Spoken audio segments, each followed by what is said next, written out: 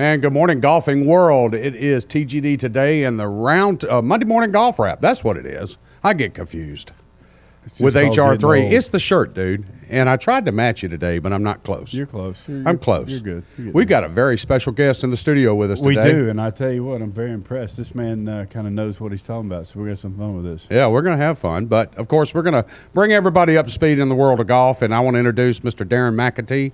And he is with iTrainer, Chief Operating Officer, Cork Tree Putter Grips, and we've already talked about that. Yep. So we're going to get deep into this over the next several hours. So it's going to be fun. Yeah, I'm looking forward to it. Darren, welcome. Thank you. Thank you. It's good to have you in Myrtle Beach. It's a pleasure to be here. Yeah. Managed to enjoy the sunshine. Got out to play around yesterday, which was great fun. So Played at River's Edge? We did. Yeah, it was good fun. Great golf course.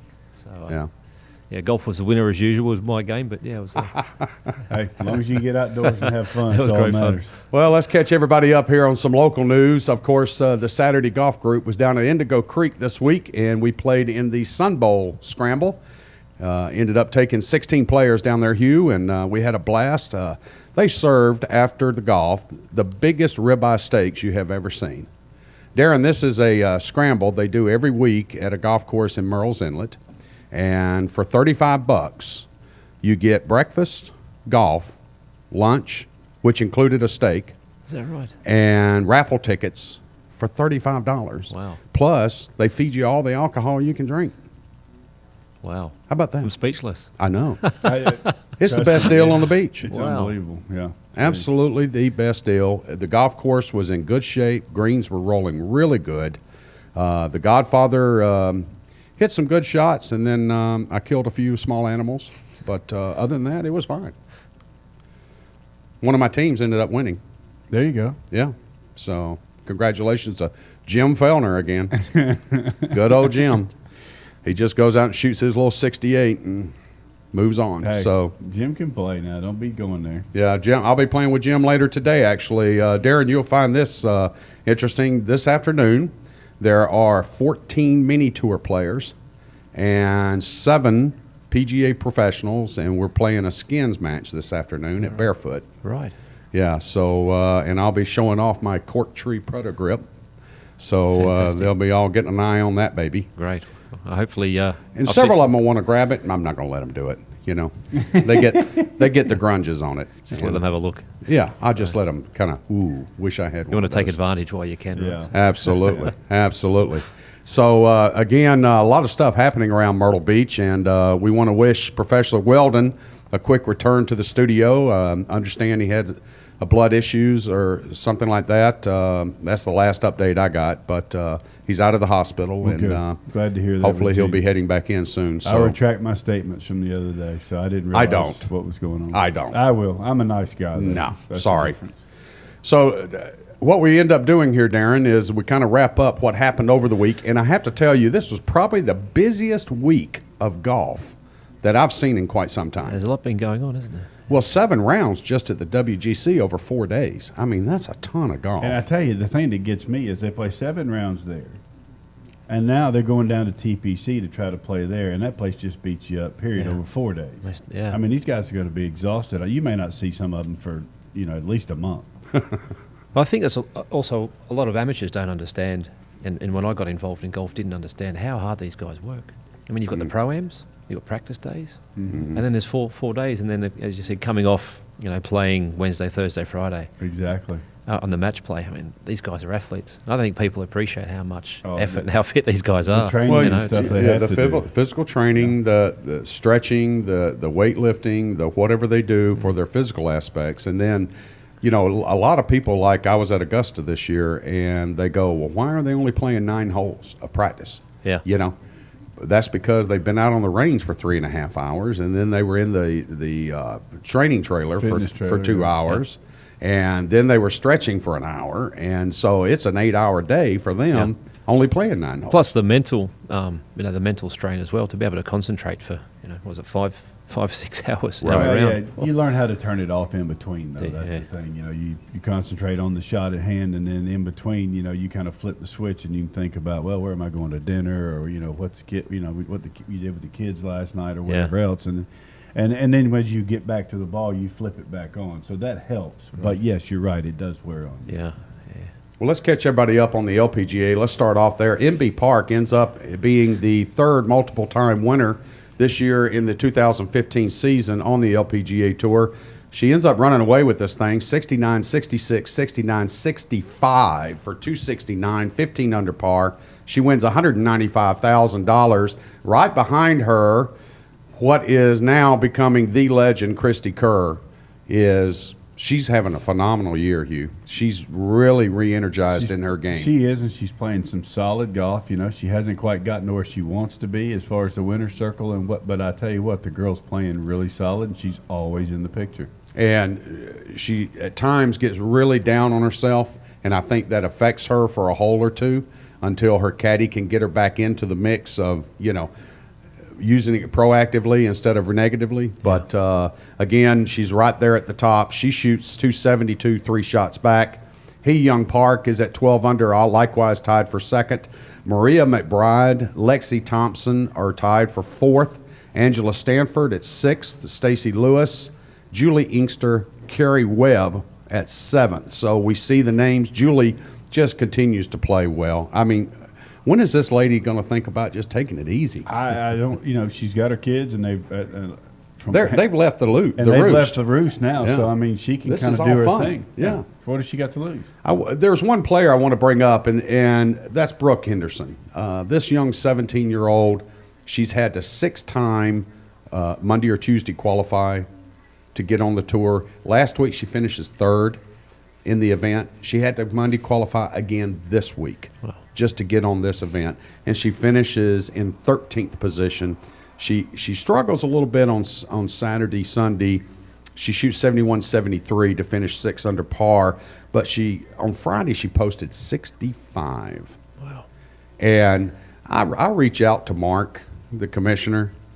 Give this girl a card. Well, you know what? If you quit making top her 10, Monday qualify. If you finish top 10, you should automatically be in the next week anyway. Yeah. I mean, You that's should. The way it is on the tour. You should. You top 25 and on the web.com, you're automatically in the next week. Start creating these rules. You want to go to Augusta, start looking at what the tour did to help these guys out. Oh, you went there, right. did you? Oh, yes, I did. You went there. Yes, I did. Okay. We, of course, talking about the possibility of the ladies having an event at Augusta National, much like the men and the Masters. So, I can't believe you went there, dude. I did. That's not bad. Okay, let's jump back over to the men. And, of course, the Champions Tour this week was likewise, like the ladies, were in Texas. The men Champions Tour was in Texas. And it turned out to be a Insperity exemption from one Mr. Ian Woosman, that he ends up picking his first Champions Tour win. Fantastic. So congratulations to Mr. Woosman. He ends up making birdie, a 35-footer actually, putt on the first playoff hole on 18, and he ends up winning the event over Kenny Perry and Tom Lehman. And we talked about this off air, Hugh, is Tom sitting here, wind was hurting him left to right, and he tries to hit a fade off the left-hand side of the green and absolutely fans it out into the lake during the playoff. And, Tom doesn't hit a fade. Look, I've known Tom Lehman since back in 88, 89. We played in South Africa. And Tom and Melissa have been good friends for years, and the man couldn't hit a cut if he had a knife in his pocket. I mean, honestly. I mean, it's just he's always hit a draw. And when he's played his best, when he's won the U.S. Open and done what he's done, right, it's always that right to left shot. Go with your bread and butter. Well, it's him and Kenny Perry both. They both hit that little pull hook, and it's not really a pull hook. Both of them started out to the right, and it hooked. Yeah. Well, they come across it, no doubt about it. And so, but again, Kenny stuck with his stock standard and started it at the flag, and it ended up about 40-something feet left. But again, Ian Woosman just pulled out a hybrid and just set it in there to 35 feet, and then just said, "Okay, let's go ahead and put the stop to this." Very emotional win for Ian. Well, I mean, very emotional win, and it should be, because the man's been out of the picture for a long time, and you look at the fact he comes back in, and it goes back to what you've heard me say a ton of times, George. You've got 13 clubs and a putter. who cares what you're hitting into the green? If he had to hit a hybrid, so be it. He hit it on the green, made That's the right. putt, Yep. he That's wins. right. That's So right. they're hitting irons, he's hitting a hybrid. Guess what? He won. Yeah, that's right. And now he's back in the picture. And we've talked about the hybrid use and things of that sort many, many times here on this show. So let's go one step further. And I want everyone watching and listening to us today. We talked several weeks ago about Hall of Fame inductees and names that would be on the list or whatever. And with this win on the Champions Tour by one Ian Woosman, I mean, he's got such a phenomenal history and record on the tours. And just, 8-time Ryder Cup participant. So, I mean, I think he should be I know thrown where you're in the going. mix. I know exactly where you're going, and I you're think he right. should be thrown in the And mix. The thing that people don't understand about this guy, he is one of the funniest human beings you'll ever meet in your life. Really. I mean, he'll say some things, and you just kind of start laughing, and you're like, what? I mean, he's just a good guy. I've never met the man. I've seen him interact with many of spectators and things like that at different events, including Augusta, which he won. And he's almost like a gentle Ben. He's smiling. He's always communicating with everybody. He's shaking people's hands. He's signing autographs. So, I just think that if there's a name that the quote-unquote committee is considering, Ian Woosman needs to be put on there for the Hall of Fame. So there's a I would question. agree. Again, Tom Lehman throws it into the lake, so he kind of plays his way out of this thing with Kenny Perry and Ian Woosman. But it was all over with, but the tears anyway, because Ian ends up sinking that birdie putt to make this thing over in one playoff hole. So congratulations to him. One other situation I want to bring up, Hugh, for this Champions Tour event is one Mr. Michael Allen, who was actually in the lead of the tournament on the 12th hole, and then he was approached by a marshaller and notified as an individual he had been put on the clock. And not as a group, but as an individual. Well, that's the way it is done. Well, normally they will notify the group that you're being looked at. Is that right? They will, not necessarily, but most times you will see them come up and say, guys, look, you're behind. Let's. So whatever. they're given a warning. But you are timed as an individual. The whole group will never be penalized. You're penalized as an individual. Okay. All right. So it's not about the whole group itself. So if he was playing slow, he was notified, you're the one that's on the clock. Now, I'm sure once he knew, or they said something to him, the other guys in the group know too. But that's the one thing I learned kind of the hard way the first time playing with someone that was put on the clock. I thought it was the whole group. So we all speed up, and then you all end up messing up and, getting in a hurry. But it's all based off of that individual. I just thought it was kind of a precursor gentleman's agreement that if a group had fallen behind, that they would just be saying, look, you guys are falling behind, we may have to put you on the clock. Kind of a warning. And George, we may not. But he didn't get a warning. But we don't know the whole story behind it. They may have gotten that either the day before or earlier in the day. Well, he didn't earlier in the day. So they come up and say, look, you're the one that's the slow one. You've been timed. We've been watching. You guys, because they do you individually. I mean, the rules official. And again, he's in the has lead. The sheet. And again, he's in the lead. But he's got the sheet on the cart, and he's doing the times because you've got the first person has 45 seconds, second person's got 40. So once it's your turn to hit, that clock goes on. Okay. All right. Well, I just thought it was strange and unusual. They come to him. They say you're on the clock. He then hurries out into the fairway, makes a bad club selection, ends up making double bogey, and he's out of the tournament. So he basically from there on, and he made the comment afterwards, and very mature of him, very manly of him. I'm 56 years old. I need to take this with a grain of salt and move on. Yeah. But he clearly stated, he goes, that got to me. When they come to me individually with no free warning and say, you're on the clock. And so he said it got to him and he made a bad choice and boom, he lost the event. Yeah. So, and that's where he needs to understand the rule itself that, you're not on the clock until you get to your ball. The clock starts. You've got 45 seconds to make your choices and hit the shot. And that's where the caddy needs to have the yardages and he needs to be ready to go. And go. Well, I mean, we did it. We used to do it constantly in practice rounds to make sure and check our times. Oh, really? To see, what your actual main time. Because when you have 40 seconds, that's not really a lot of time. You think with everything you're trying to pull in and calculate. And so, we'd get it to where it would be around 35, 34, 36 seconds. And you knew, boom, boom, boom, you go in your pre-shot, bam, it's gone. And what about after you hit your ball in terms of the time it takes to then get to the ball? I don't think that has anything to do with it. Basically, what they're timing you on is your time when it's your turn to play. Right. How much time do you take? Because walking, once you hit it, everybody else hits it, everybody just walks up. Yeah. I guarantee you, though, Hugh, if you had followed Micah Allen, and I watched him on several of the holes leading up to number 12 when he was put on the clock, and then compare that to Kevin Na during the WGC. I mean, watching Kevin Na play golf is like watching moss grow. Well, it's no different than watching Keegan Bradley. I mean, the way he bounces around and he's walking I'm around glad and you doing brought all that these up. different things, he's not real quick either. Though he's moving quick, he doesn't play quick. Yeah. Look, Keegan gets over the ball and he hits it. But the point is all that precursor stuff that he goes through psychologically. So you brought up Keegan. Let's go ahead and jump from the Champions Tour to the PGA Tour, the WGC Cadillac Championship. I would have paid more to see that fight than the Pacquiao. I would have It would have been a better fight. I think It would so. have, no doubt about I'd it. have paid the $100 to see that one because I'd Keegan- have bet on Jimenez. Keegan earned my respect for that. I don't know what you guys think, but I didn't know the guy had that in him to walk up there and get in Jimenez's face with that. You guys go ahead and talk about it, but I didn't expect that out of him. Right.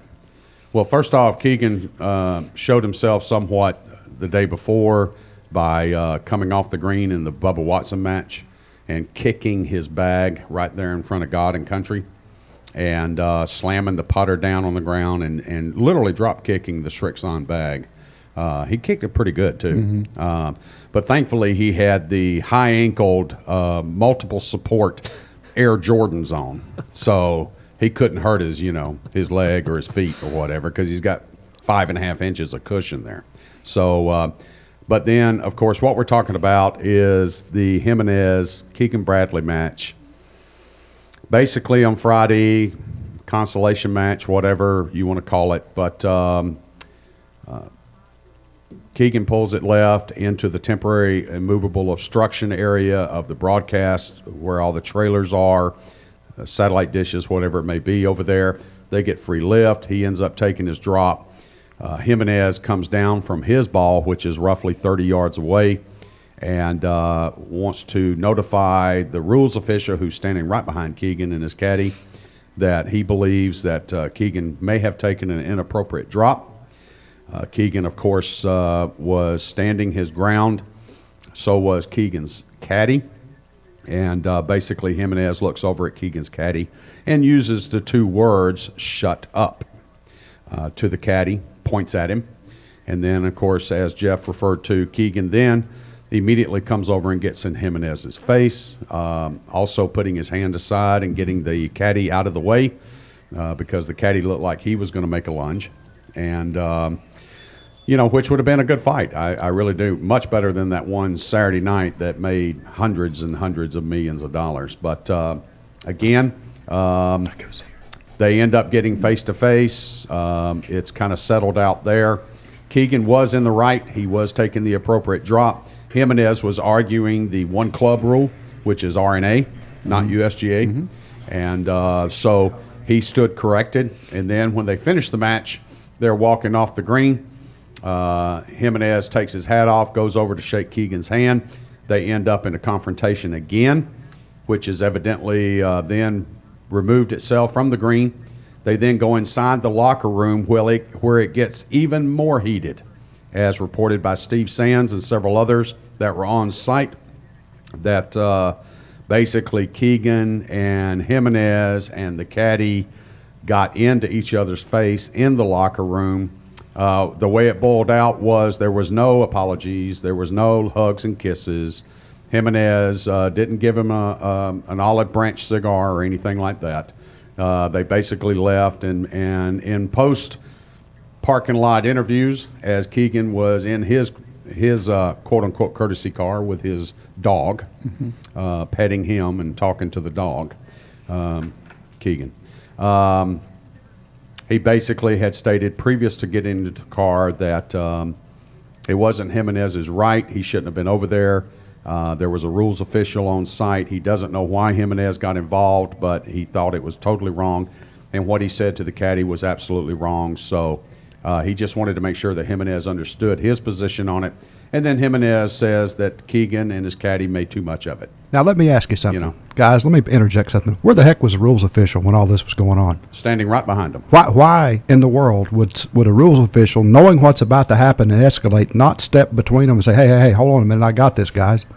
That's not his position. It should be. It is his position. Sure but it is. Where this all started, and from talking to some friends of mine that were out there, Keegan's caddy mocked Jimenez with an accent, okay? Because he's not Spanish or Mexican, so he's trying to speak in a Spanish-type accent. You need to leave, or, mind your own business. And that's what really sparked the whole controversy of this thing. So that's when he told Keegan's caddy to shut up, and that's where it escalated from there. I have to say that with Jimenez wanting to know what was going on because of what he knows from the RNA compared to or with Europe compared to what it is with the USGA and with the PGA Tour, the tour official, Jeff, this is where you're correct, should have come in and said, look, in our rules, it is 2 club links, nearest point, yada, yada, yada. Mm-hmm. And then it would have ended. Mm-hmm. But it didn't happen that way. So there's 2 situations that caused that issue and that problem. So it started with the caddy getting involved in something that really didn't involve him. It was between Keegan and Angel. And so Angel has a commitment to the rest of the field to make sure that Keegan stays within the rules. No, and that's what he was doing. And even though neither one of them are going to advance, it is their match, and it is against him, so he has a right to know what's going on and how it's being done. And for them to get upset about it is, start playing the pity file. Well, the media is using it as, well, this shows that this match, although it was the third match and neither one of them were advancing, that it does mean something. Mm-hmm. Well, then that takes us to a whole nother topic. Next year, do they tweak the system to where if you lose 3 matches, like Keegan, if you lose 3 matches, do you leave with no money, no points, no world ranking points? You go home. It's just like not making the cut. Is that something they do to tweak it, to add that little extra? Do you want to tweak it to there so guys just say, all right, well, I've lost 2 and I'll go to this one. I'm withdrawing. See you later. That's what's going to happen. Sure. So I like the way they did it. I like the way they played it. I thought it turned out good. Everybody looked pretty tired yesterday afternoon. But do you make that third match really mean something? They've lost 2. If you want to keep them there, George, it's got to mean something. There's got to be a reason. But that's going to want them to go to that third match and win that match. Sure. So they can get some money and at least pay the expenses. Why not? And at least pick up some world golf ranking points instead of just bending over or withdrawing. If it's for nothing, are you going to play it? No, if it's for something, I'm saying then I would play it. If it doesn't mean anything, are you going to play it? Right now, what does it mean? It's kind of a consolation. Okay, yeah, if you beat this guy, you get this many points. But if you don't beat this guy, you still get this many points, and thanks for being here. I don't know. I gives just them think, a reason to stay. I think if you put a fall off the cliff, miscut, then it adds a little something to that. So I think there's arguments on both sides. It's a World Golf Championship thing. It is the top 50 or top 64 69, or whatever it was they brought in there. You want to get these guys in there to where they support this and you can build this to the point where you're trying to go, you better make it worthwhile. Now, if you lose that third match and you're 0-3, your points are less than what the other guy gets, obviously. That's the way it should be. Your money will be less and so on and so forth. But you've got to give them something, or these guys, number one, aren't going to show up unless they really want to try to win. And then if they lose a match, so you're saying just because if they don't get anything for that third match, then it'd be like in previous years, you lose the first one, you lose the second one, you go home, you get nothing. So you're gone, to keep and they can go get ready for TPC in the loop. Yeah, if you want to do that, you better make it worthwhile. Because I guarantee you, if it was you in that situation, I know if it was me, and I've got to believe if it was Darren, if you're not going to get anything, why do I want to stay in San Francisco and pay another $500 a night for the room and whatever else, plus the food? And I'd get on an airplane and say, see you later. But then I'm going to look at the other side of the coin and say, well, I got to go out and win this match tomorrow so I can get some money and get some world ranking points. And I've played like crap the last 2 days, so now I got to go out and actually try to win something. And that's why I'm saying instead of going 0-3, Yeah. like Jason Day. So I got another question for you.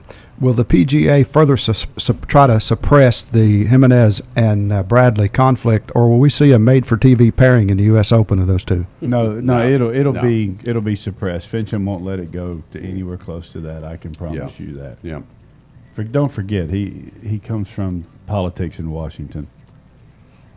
We come from NASCAR. You exploit those kind of things when they happen in NASCAR. Absolutely. But not the Absolutely you PGA do. Tour. No. Absolutely. No. The PGA Tour could use a little NASCAR guys. Yeah. Well, yeah. Well, you notice how yesterday they covered all that stuff up talking about it, about Tiger and Lindsay breaking up. So, Yeah, but let's go back to this event. First off, I thought Harding Park played phenomenal. oh, beautiful. Major championship venue. I mean, that No place doubt about it. went from an absolute muni golf course that's horrible to where they have put the money in it and turned it into the gym that it used to be. I mean, I thought it was unreal. It was Yeah. great. And because of the way the golf course was playing, the frustration levels of the players. Ian Poulter. Yeah. I mean, he's got a golf writer. He's got a world-known golf writer walking behind him. And Ian turns around and points at him and says, lay back, get back. You know, I mean, the guy's only 8 feet away. And he's pointing his finger at him, telling him, get away from me. I mean, you could see the frustration in Keegan Bradley. You could see the frustration. And that was the golf course. Yeah. That was, if you sprayed it a little bit, we saw it with Billy Horschel. We saw it with Bubba. We knew that the long hitters at some point in time, except for Roy proved us wrong. But, I mean, he didn't exactly hit fairways. No. I mean, and you look at his score yesterday of winning this thing, and one Gary Woodland. Congratulations to Gary. His best finish on the PGA Tour. No doubt about it. Phenomenal that he makes it to the championship round. But he played worse than Rory. That was obvious. And you could tell they were both tired. You could tell it was a lot to do with pressure situation, different situation, pushing, trying too hard. And they hit some god-awful golf shots. Yeah. I mean, they really did. Missing putts, 3-putting. You could tell the fatigue and the concentration levels just weren't there. Well, that match that Rory had with Jim Furyk Was phenomenal. phenomenal golf match. I mean, birdie and finishing birdie eagle to win. And Jim's got the 1-up lead, and obviously who I'm pulling for because Sure. we've been friends for years. And Yeah. I said, well, Jim's got a 1-up lead, and he hit the shot he's supposed to hit at 17. Rory hits a heck of a shot in there, makes birdie. All right, they're even. Rory knocks it on the green, makes the putt. Game over. I mean, the guy proved why he's number one in the world. And he makes a bomb. I Yeah. mean, he's in the other county. I understand, He's but all he's gotta he's do is across the two-putt. bay.